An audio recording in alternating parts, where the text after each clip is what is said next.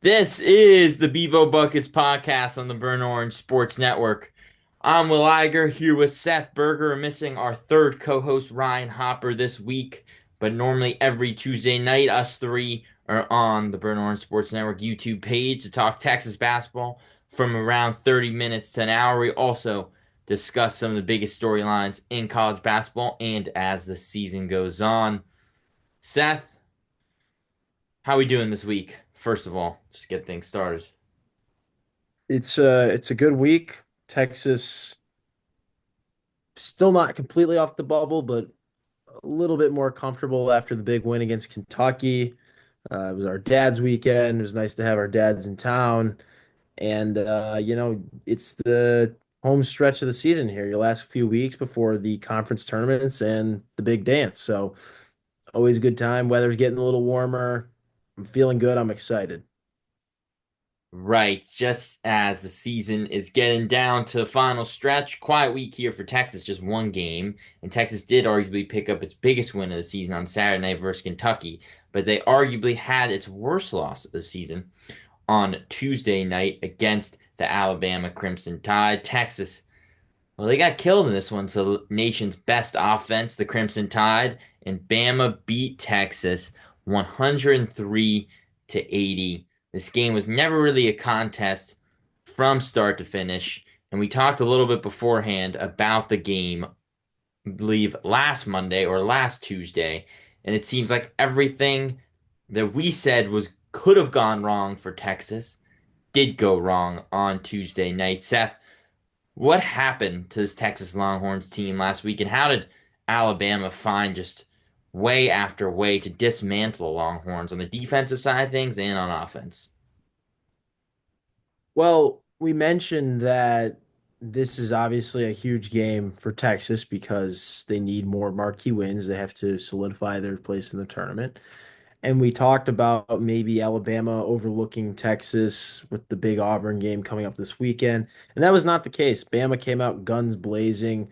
They were hitting, it seemed like every three-point shot they took. They were attacking the hoop, almost scoring at will in the first half. In the first half, they shot 65.4% from the field, hit 7 of 12 three-pointers. Texas on the opposite side went 28.6% from the field in the first half.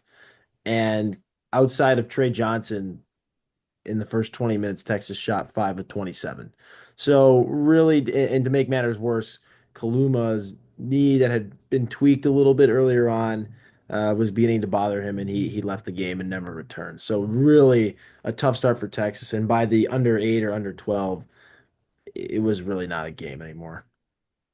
Yeah, Seth, completely agree with you there. And Alabama dominated the game on a lot of statistical fronts. The first and most obvious is from behind the arc, from three-point line. Bama shot 17 of 29 from threes, make that 59%, while Texas, they shot 8 for 22 from three-point range, only 36%. You look at the game, it was 23-point game. Bama hit nine more threes than Texas. That's 27 points. Bama won by 23. That's a lot right there. You look at the total rebounds. A lot of disparity in the rebound category. Bama had 41 total rebounds, and Texas just had 25. And another interesting fact, a kind of not bright spot for this Alabama team, but also kind of a weakness of this Texas team was points off the bench.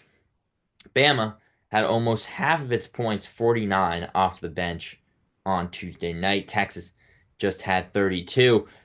So if you're talking about bench points, total rebounds, and three-point percentage, that seems like it won the game for the Crimson Tide. You look at some other key statistics, turnovers, kind of Bama had 17, we only had 9, right? Huge turnover disparity there. You think the game would be a little bit closer considering that. You look at points in the paint, both teams had 34, arguably a weakness of Texas as well, points in the paint. But it's just the 3-point range. Bama seemed like, as you said, Seth, could not miss. And it seems like that's happened to Texas a lot this year, where teams just had kind of caught fire against them this year. It started the first game of the season against Ohio State in the first half. Judy Mobley, Bruce Thornton and company, they couldn't miss. You look at, obviously, Bama last week. They couldn't miss A&M in the first half against Texas. They were hot. So Is there, you think, a reason to that? I know Tuesday night might have been differently than other games, just of how skilled this Bama offense is. But you think there's a reason for the amount of times that teams have had success against Texas from 3-point range? Is it pure coincidence, or did Bama just get good looks on Tuesday night and there's nothing Texas can really do about it? I think there's a couple reasons, Will. I would say, having watched this team all year, the things that stick out to me is I feel like a lot of teams are able to generate second chances against. We've mentioned this a million times, but Texas is relatively small team with a weak interior, and I think that the second chances certainly lead to a lot of disarray on the defensive end. I think that's part of it. I think we've also seen Texas kind of go through the motions and play soft at times, but also we've seen them kind of while they're going through the motions, that's the biggest time for defensive lapses and mental errors and just poor rotational defensive coverage. I think that's part of it. This team has had obviously they've been banged up, but a lot of other teams have too. So you can't use that as a crutch or an excuse.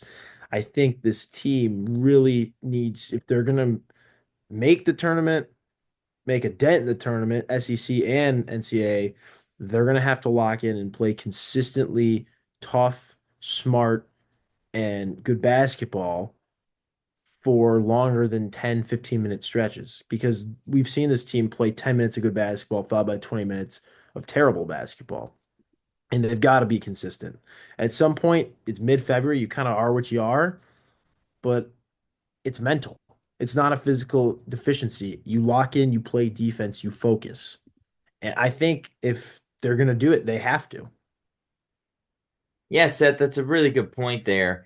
Another kind of key thing I want to miss or kind of take into account here is Jaren Stevenson for Alabama. He had, I think, his best game of the year um last week against Texas.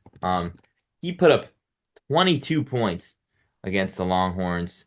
4 boards, 7 for 8 from the field, 4 for 5 from three. And he really had what it seemed like was a career night for him. Virginia Tech transfer to Alabama this year. And I'm looking at Texas's game against Vanderbilt last Saturday. Same thing kind of happens as forward Jalen Carey plays a very similar play style to Stevenson. Small, big, can stretch the floor a little and hit a three when he needs to, can take players off the dribble, tough inside. He had a career game against Texas as well. And I guess that's also kind of a rare thing to see. Um, if you're a Texas Longhorns team from these role players, Jeremy Brayfield, Ole Miss, he had a great game against the Longhorns. Um, you say there's anything there, or is just this kind of the position or the player or type of player that Texas struggles against? It's going to be interesting. Also next week they play Murray Boyles, South Carolina. He's a 6'7" big. He's their best guy. He plays a very similar play style to Brakefield, Carey, and Jaren Stevenson. So Seth, anything you saw from Stevenson that stood out to you this game, or was it just he was hitting and again an off night for Texas? No, I think you hit it right on the head. This we have a small team here that we're looking at. Texas goes with a pretty guard heavy lineup, and it's kind of you Shedrick is not an imposing force on the inside, so I think while some guys might be giving up height to Shedrick, they might be bigger, they might be stronger. Shedrick, as we've noted many times, is not the most physical big, and power forwards who are 6'8", 6'9", 6'10", but play like a bowling ball, get downhill or throw their weight around, don't necessarily have the hardest time with Caden Shedrick. And you look at the four that Texas will play, it's usually you have somebody like Kent or Kaluma maybe guarding the four, and they're in a perfect world, they're both threes. So it's tough for Texas, I think, to defend the interior. I think that ultimately the downfall of this team come March is going to be playing a team that not only has capable guard play, but teams that can also pound it inside. And if you can score on both levels, I think Texas is really going to struggle to handle a team of those caliber. And there are plenty of those teams in the SEC, let alone the country. Yeah, Seth, Bama really did it offensively on all phases of the game, along with Stevenson's 22, Mark Sears, the point guard, the star player for Alabama Heat, 18, and the Auburn transfer himself, Aiden Holloway.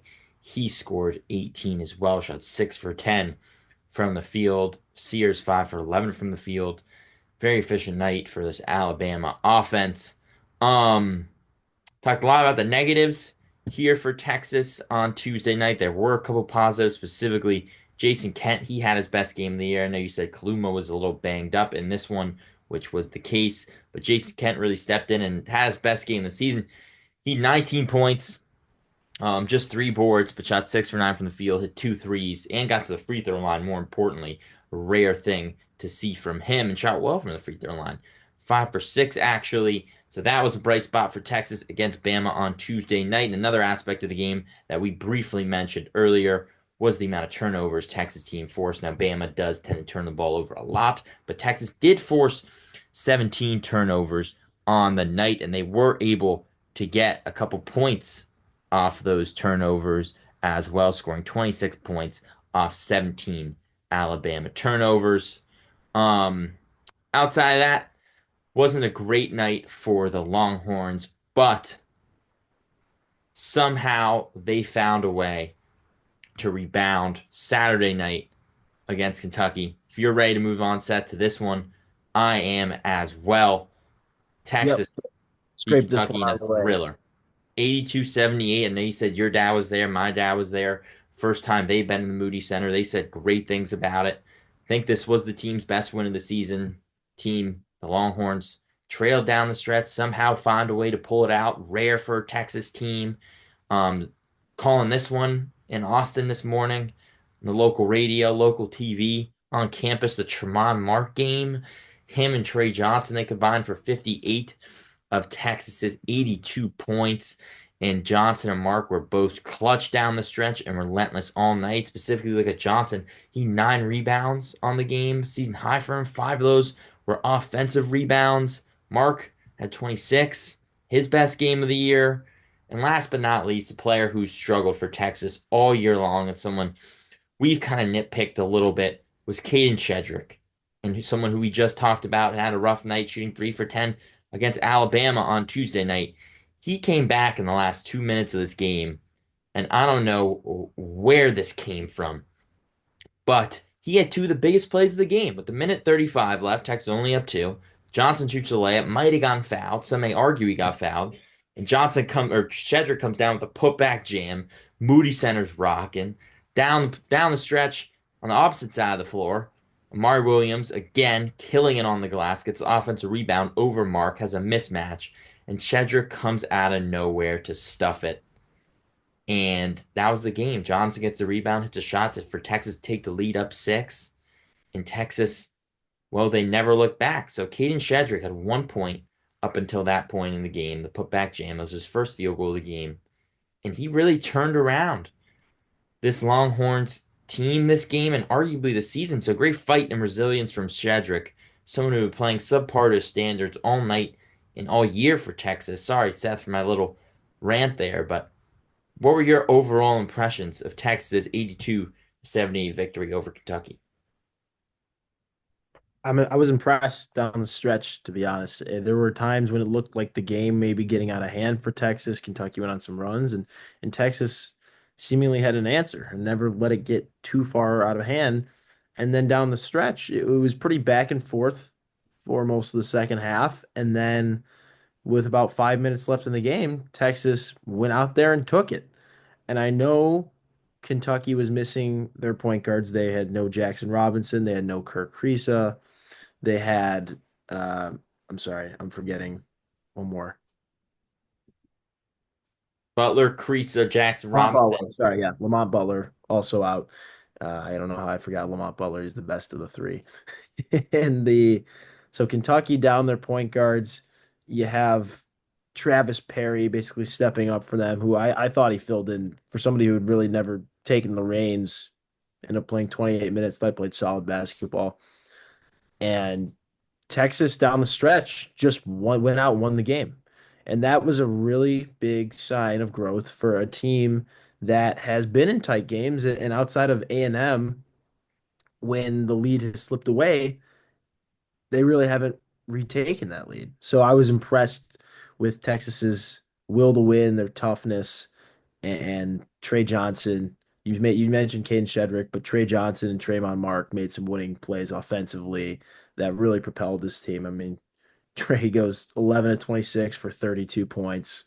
I mean, just one of the best pure scorers in the country, going to be a top 10 draft pick. And Trayvon Mark, we talked about this earlier a few podcasts ago. And if Texas can get this Trayvon Mark locked in defensively, I know he's much healthier now.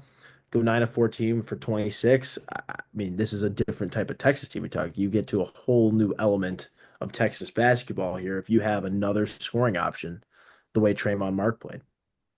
Yes, Seth, I completely agree. And I think it's something that Texas, Longhorn Nation, expected to see from Mark since the start of the season. I mean, he averaged 16 last year at the University of Arkansas. Before Saturday night, he was only averaging 7.7 a game. And another thing to note is he was on the SEC all preseason third team. Yeah. He's the only member of the Texas Longhorns roster to be a member of any all SEC team going into the season. And Mark has been banged up, right? He's missed a couple games. He obviously missed the first, I believe, 3 to 5 games to start the year, coming into a new team. It can be a little bit difficult. So I'm giving Mark a little grace there. Um, but we've seen what he's capable of, right? He only had 12 points against Texas A&M, but that lefty floater for the game, like that's a big time play. And Mark made a ton of big time plays on Saturday night. And if he can be kind of that section option for Texas, someone I think that the team's been missing all year, because some nights it's been Kaluma, but Kaluma was hurt on Saturday night. They really needed someone to pick up the scoring there offensively against a Kentucky team that has trouble scoring. Um, so Mark really did that on Saturday night and was the difference maker in this one. Few couple other things to note here from this game is, as you said, Kentucky was missing three of its guards, Butler being the most prominent of the three, but Texas missing Arthur Kluman, Kendall Weaver, two stars as well to go alongside Robinson and Butler. Kentucky's two of its kind of regular rotation starters. Um, and there's one thing to kind of poke at if you're a Texas fan. It's the same kind of issues inside the paint. Um, Mari Williams dominated the lefty big man. He had 18, 12 on the night. More importantly, 11 free throws. And Kentucky had 18 offensive rebounds. Texas did have 15, though. And Jason Kent and Big Z, Zuriko Nyema, they got into foul trouble, both picking up 4 fouls and picking up 4 fouls in relatively a limited amount of minutes. So if you're going to fix one thing for Texas going into this week in their matchup against South Carolina, it's box out on the defensive side of things, limit big man free throw attempts, um, and Tremont Mark game continue to give him more opportunities on the offensive end to score, especially when Trey Johnson is cold or off the court. Yeah, absolutely. And Texas, as you mentioned, limiting big man free throws. Texas is lucky that Amari Williams couldn't hit the broadside of a barn on most of those free throws. I mean, they were bricks. I mean, when I'm saying bricks, they were bricks. That was it always amazes me, not to go too far off on a tangent, but when you're a big guy like that and you know you're going to get fouled a lot, how if you got to be at least 65, 70% from the line. You know you're going to the line. You know you're going to have a lot of opportunities at the charity stripe. And if are that bad, they're just going to hack a shack. And the difference is in college, obviously, you're fouling out at five. And with Texas down Kaluma, we're asking Kent to play the four. And that puts him in an uncomfortable position for a team that's already relatively small. And but I want to give credit to Jason Kent for stepping up, playing an uncomfortable position. He got into foul trouble, but short of a couple defensive lapses, I thought he played one coming off his best game of the year. I thought he played his second or third best game of the year here against Kentucky, and he did played 29 minutes, so he was asked to really step up. And I think that if you can get solid production out of your seventh, eighth, ninth man, the way that Texas has been doing, And now you see what Trayvon Mark did, and then you get Kaluma healthy. Who knows with Kendall Weaver, but you're talking about a different caliber team that we could see down the stretch here with some really, really winnable games here. With you've got Oklahoma at home, Georgia at home. Mississippi State on the road is a tough one, but it's not impossible. So you got South Carolina on the road, a game you should win. So you're talking about a stretch here for Texas at the end where you could see them win 3 games maybe and finish 500 in SEC play. Excuse me. 100%. Yeah. 100%. And sorry, backtracking a little. Williams just 5 for 11 from the free throw line. That's 6 free throws. He had a great game. That could have been the difference in the game. And I actually agree with you on that Kemp point. With even Shedrick on the floor, Ronnie Terry went to Kent to guard Williams a little bit in that second half, and Kent was able to be a little bit successful against Williams, even though he picked up those 4 fouls. And be interesting to see here if Ronnie Terry looks to go. He's played Shedrick and Big Z together a lot in lineups, especially when Kaluma's been injured as of late. Be interesting to see here whether he would ever consider couple minutes in the game, maybe against a smaller team, not like Kentucky, where he goes small ball with Ken at the 5, Pryor at the 4, and any combination of Mark, Pope, Johnson, Larry, um, in those 3 guard spots, and kind of space and pace gives a ton of room for Mark and Johnson and Pope or Larry to create off the dribble, attack the rim on the offensive end. Defensively, you just got to make sure you get your stops and don't allow key touches in the paint for the opposing team. But be surprising if we see Ronnie Terry do that later in the year. But I think it's something that they could look for, especially in the tournament when 3-point shooting is a very important aspect of that game. And playing fast, getting up as many shots as possible is also a key part in that tournament.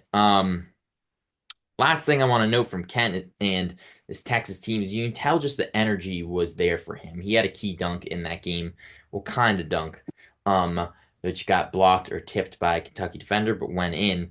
And Trey Johnson was right there to celebrate with him, go crazy. Kent, he stared back at the defenders. And this play really exemplified Texas's energy all night on Saturday. There's a sense of urgency that the team had that I don't think we've seen from the Longhorns this year at all. And it was starts with Trey Johnson. You can see on the floor that he was their vocal leader. He's constantly getting after teammates for mistakes. He's right there cheering them on and celebrating on when they make good plays throughout this game. And it's clear how much he wanted this one. And I was great to see Texas really come together like that, even in some of the team's poor moments. Big Z got into foul trouble. He was visibly frustrated. You see Pope, you see Larry, you see Mark corralling him, trying to calm him down. And last but not least, the Moody Center, the Corral, the Longhorn Nation, they came through. It was one of the best environments in the stadium's 3-year history, in my opinion. Think I can say that for the both of us. We've been to the Gonzaga game 2 years ago, Creighton game 2 years ago as well. Um, we were at the A&M game a couple weeks ago, and I was at the women's basketball game last week against South Carolina, which was a great environment. And I thought arguably Saturday night was the best atmosphere I've ever seen in the Moody Center for a Texas basketball game. So all around great energy from Texas Longhorns and Longhorn Nation on Saturday night. Gotta say, I totally agree. Saturday night was raucous. I thought it was a great environment. Um, there was a lot of visiting Kentucky fans, not surprising for a big blue blood fan base like that. It took a little bit to get going, I'd say, for the crowd. Probably just not necessarily apathy, but a little less excitement around this team being that they're out of the bubble. There's a lot of uncertainty with Rodney Terry. Should mention, we forgot to say for the Alabama game when Rodney was announced, there was a not the majority, but there was a vocal minority of people who booed him on the during the introductions, and he was asked about it during the press conference. He obviously said didn't hear it. I'm just focused on doing my job. Typical coach speak. And if you listen to the press conference after the last couple games, it sounds like to me kind of a guy pleading for his job, kind of reminding Texas fans what he's trying to tell them what he's capable of, and wherever you stand, definitely a rumor swirling about the future of Texas basketball. And I do want to say, great win, great environment. Although I don't know if I was working the Sunday women's game against LSU, and that environment might have even been better. It was a sold out crowd. Again, a lot of LSU fans came for that one. Obviously, a very polarizing program with some of the players over the past few years. Kim Mulkey herself extremely polarizing, and that was loud on both. When LSU went up, there was loud LSU chants, and when the Horns took the lead for good, even larger applause, even larger cheers. And that text, shout out to that women's team because Vic Schaefer's squad has gone through an absolute gauntlet, and they've come out relatively unblemished recently, and they're looking to not only win an SEC regular season championship, but a tournament championship, and then go compete for the big one in March. So credit to them. They've done an incredible job, up to number two in the AP poll, got a handful of first place votes. Um, and they're going to be exciting to watch down the stretch. So just props to them. But yes, you're right. Big win here. And so now as we look to the bubble, Texas is, depending on which bracket expert you look to. If you, I personally like to use the bracket matrix, which is basically just compiles all of them, and it uses the composite score. And they do list each bracket site on there. So if you just say you have a preference or you want to see how accurate they've been in the past, they have a ranking. But if you look at the composite Texas right now as it sits, so here the one fallacy is that it's not, they gives there are different dates here. So like CBS last bracket was on the 7th, was today, whereas ESPN's last bracket was 3 days ago. So Texas on this one is seen as the last 10 seed. A lot of brackets have them as a 10 or 11, and you're never safe at that point. But I do want to mention that this year's bubble is particularly weak, which is aggravating because, in the sense that they want to add to the tournament, because if you see some of the teams that are out of the tournament, they should not be anywhere near making the field. So, but I digress. I mean, so Texas, if they take care of the games, they should. I think you're looking at a 10 seed, possibly 11 seeded Texas Longhorn. The goal here, obviously, to make the tournament, but it would also be nice for the Longhorns to avoid the first four in Dayton. Completely agree there, Seth. The goal for the Longhorns as of right now is just to get in. Um, but if you could avoid that first four, that would be great. Believe Texas right now is ranked 11th, 12th in the SEC standings. They're 5-8 in conference, but as you said, a lot of room for improvement as the season goes on, and a relatively easy in-conference schedule as Texas faces, as you mentioned, South Carolina, Arkansas, Georgia, Mississippi State, and Oklahoma. Georgia and Oklahoma are at home. Toughest road matchup being that Mississippi State game on March 4th in a couple weeks. But this week, Texas, they only have one game, and it will be on Saturday night, 7:30 on the SEC network. They travel to Columbus, South Carolina to face the Gamecocks, the worst team in the SEC conference, I would say by far. And this could be Texas Easy's matchup of the year. The Gamecocks have lost 12 straight. They're winless in the SEC. And they really only have Colin Murray Boyles. He's their guy. Leads the team in points per game, leads the team in rebounds per game, averages around 15 and 8 in those categories. And as I said earlier, he might be a problem for the Horns. 6'7", strong inside, plays much bigger than his size, athletic, can do a little bit of everything offensively, shoot, pass, take a defender off the dribble, and he's fantastic. That being said, he doesn't have much help. Jamari Thomas, the Norfolk State transfer, say he's their second best guy. But again, South Carolina last in the SEC points per game and field goal percentage. So not much competition here for Texas on Saturday night this week against South Carolina. Being said, could be a trap game. Got the whole week off, coming off best win of the year. It's tie of the year. So you never know, Seth. So what are your thoughts on this South Carolina matchup? Don't overlook it. The SEC is a monster. you ask some of these teams that Auburn went to Columbia, South Carolina, lost by 3 points. Vanderbilt beat them in Nashville by 3 points. Florida went to South Carolina, won by one. Mississippi State went to South Carolina, won by five in overtime. Texas A&M went to South Carolina, won by four. Ole Miss went to South Carolina, won by four. So it's not like they're getting steamrolled in every game here. At home, they've been competitive with some of the best teams in the country. Those are all every team I've just mentioned outside of Vanderbilt is somewhere between almost every team's a one or a two seed. Ole Miss probably a four, five, six. Those are all really good teams going to South Carolina and playing competitive basketball games. This is not a team that's going to roll over. It's tough year for Lamont Paris and the Gamecocks. They're 1 year removed from being a five seed in the NCAA tournament. This is a completely different team. They've lost some talent. They're much different makeup, but they still play hard. I know that if you're a South Carolina fan, that's not what you want to hear, but they've been extremely close. And I tell you this, they got LSU on the road. That's a winnable game. And even if they don't get that done, they're going to be chomping at the bit for this Texas team, which quite frankly, Texas, I don't think the spread's going to be more than a 4 or 5 point favorite for Texas. You're going to have to show up and play. Otherwise, you're going to find yourself in the wrong side of the win-loss column there. And for a team that's trying to put together consistent quality performances, you have to take care of business from the get-go. We talked about these mental lapses where Texas goes through the motion, kind of lollygags for 10, 15 minutes. Cannot have that in this game. Cannot really have that ever in the SEC, but do not overlook this team. You got a score prediction for this one on Saturday? I do think the long break will be helpful. Try and get whole again. I don't think Weaver will be back, but hopefully Kaluma's ready to go. I think the Longhorns actually do lock in.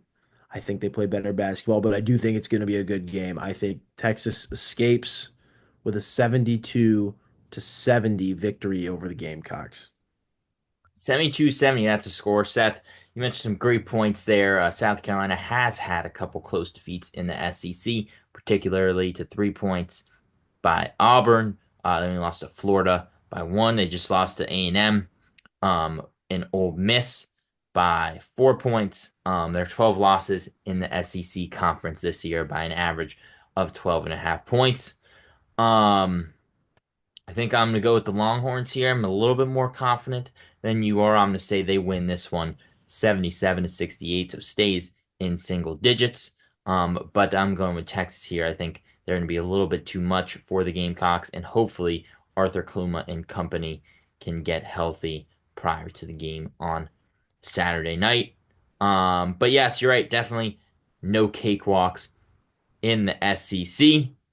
Um, Moving on to our last segment, a special edition of Longhorns in the Pro this week. Kevin Durant appeared in his 14th All-Star game last night for Shaq's OGs. He might not have played much, but their team did end up winning the All-Star game tournament or whatever you want to call it last night, beating Team Kansas in the first round and Chuck's World Star Global Stars in that second matchup. And there's a reason, Seth, that Texas only has one game this week, none at home. And that's because the San Antonio Spurs, they travel to Austin in the I-35 series and playing two games at the Mooney Center. The first, speaking of Kevin Durant, Spurs face off against his Phoenix Suns on Thursday night, and then they face the red hot Detroit Pistons at the Moody Center on Friday night. Did not think I would ever use the phrase red hot and Pistons, but this year that's been the case. They're winners of four straight heading into the All-Star break and the sixth seed in the East, avoiding that play-in tournament. I'll be at the Moody Center Thursday night. Fingers crossed. Maybe I'll be there Friday as well. Seth, do you have any interest in the Spurs games this week? Are you staying in watching the Four Nations Championship on Thursday, or is there any chance you're there Thursday or Friday? I'll be watching Four Nations. No, you better believe I'll be watching Four Nations. For those who don't know, this is the U.S. Is hockey basically equivalent to the All-Star break this year. It's kind of like a World Baseball Classic, FIBA World Cup type tournament. It's the US, Canada, Sweden, and Finland. And the championship will be in Boston on Thursday night, featuring the US against Canada, which is bound to be a great game. And then Friday, I'm working a actually baseball tournament this weekend up in Round Rock College baseball tournament, so I'll be out for that one. But if you're able to, definitely get down to the Moody Center. Great opportunity. First time Kevin Durant's been back in Austin to play a game. So since he's been at the University of Texas, so that should be really exciting. I'm sure there will be a lot of people there supporting the Suns, or at least Kevin Durant. And Friday, if I'm sure tickets are going to be ridiculous for Thursday. So if you can't get in Thursday, see if you can Friday. Like Will said, shocking to say red hot Pistons, but they are. And it's a great opportunity to watch the highest level of basketball here in Austin. And if you actually just want to go to see the soundboard, what it looks like when the soundboards are open for a basketball game, you can go sit in the upper deck of the Moody Center, and that'll be cool in itself. So definitely take up the Spurs in this opportunity. Go check it out. It's bound to be fun. Yeah, just Kevin Durant's return to Austin, obviously. Upper Deck is available, unlike it is for college basketball games, and just one game separates the Phoenix Suns from the San Antonio Spurs as the 11-12 seed in the conference. Funny fact about Kevin Durant is he returns back to Austin in college for Texas in his freshman year. Kevin Durant had 30 games where he scored over 20 or more points.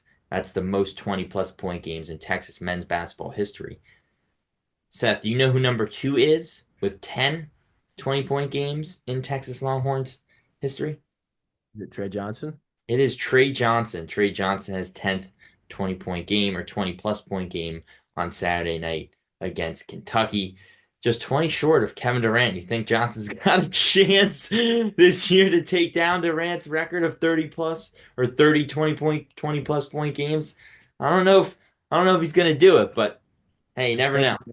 yeah, I think it might actually be mathematically impossible. Even if they were, let's see, yeah, no, I don't think we have what, five left tournament. No, you can't do it.